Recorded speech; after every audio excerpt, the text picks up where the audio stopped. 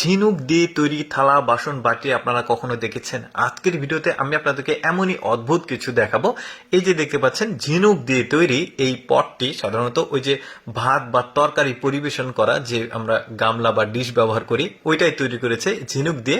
এক একটা এক এক ডিজাইনের, যেমন এটা হচ্ছে ঝিনুকের বাটি, দেখুন তরকারি তোলা বাটি, দেখতে বেশ চমৎকার লাগছে। নিচে আবার স্ট্যান্ড করেছে, দারুণ। আরো অনেক কিছু দেখাবো, যেমন এটা হচ্ছে গ্লাস, একটা পানীয় বা শরবত খাওয়া গ্লাস বা ড্রিঙ্কসের গ্লাস, বেশ চমৎকার লাগছে, শামুক দিয়ে তৈরি।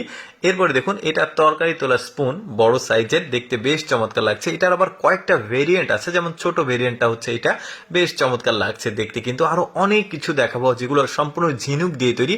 আর বিস্তারিত আমি জানাচ্ছি আপনাদেরকে যে এটা যেমন সেট এটার সাথে, দেখতে বেশ ইউনিক।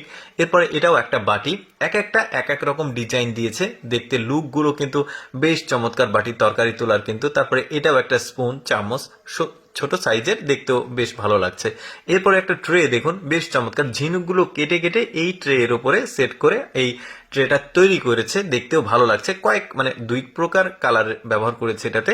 এরপরে দেখুন ঝিনুক দিয়ে এই চমৎকার মিররের যে ফ্রেমটা সেটাকে তৈরি করেছে, ঝিনুকগুলো কেটে কেটে কয়েকটা কালারের ঝিনুক কেটে কেটে এই ফ্রেমটার উপরে বসিয়েছে, দেখতেও ভালো লাগছে। এরপরে দেখুন এটা ভাত তোলা যে বড় সাইজের চামচ থাকে সেটা, বেশ চমৎকার লাগছে, বড় সাইজের স্পুন। এই ইউনিক জিনিসগুলো কিন্তু আসলে সহজে পাওয়া যায় না, এটা শুধুমাত্র চায়নারাই আসলে এই বড় বড় যে শামুকগুলো সেটা চায়নাতে হয়। আর একটু বিস্তারিত পরে বলছি আপনাদেরকে। এটা যেমন একটা ট্রে, মানে ওই রেস্টুরেন্টে এই খাবার পরিবেশন করা বা কফি পরিবেশন করার জন্য এই ট্রে গুলো ব্যবহার করা হয়, দেখতে ভালো লাগছে। বাসায় কেউ চাইলে ব্যবহার করতে পারে, যেমন এটা একটা কলস, মানে। আর এই ঝিনুকগুলো, কয়েকটা কালারের ঝিনুকগুলো কেটে কেটে ছোট ছোট টুকরোগুলো এই কলসের উপরে দিয়ে এই ইউনিক জিনিসগুলো আসলে তৈরি করে।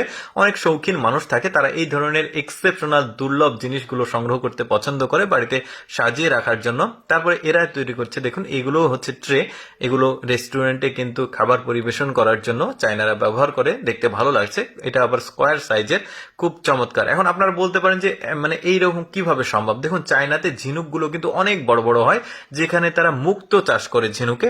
ওই মুক্তগুলো সংগ্রহ হয়ে গেলে তারা এই খোলগুলো যেগুলো থাকে এগুলো দিয়ে বিভিন্ন রকমের তৈজসপত্র কিন্তু তৈরি করে, দেখতে খুবই ভালো লাগে। যেমন এটা দেখতে পাচ্ছেন বাটি, এই ঝিনুকগুলো কিন্তু অনেক বড়, এটা কেটে ছোট করে তৈরি করেছে। আর যে প্লেট দেখালাম, মানে একটা ভাত পরিবেশন করা, তরকারি পরিবেশন করা, এইগুলো কিন্তু পুরোটাই আছে। এগুলো কিন্তু অনেক বড় বড় ঝিনুক হয় চায়নাতে। আমি এর আগেও কিন্তু আপনাদেরকে একটা ভিডিও দেখেছি, সেখানে কিন্তু বিস্তারিত তুলে ধরেছিলাম, আজকে সেটা আর জানাচ্ছি না।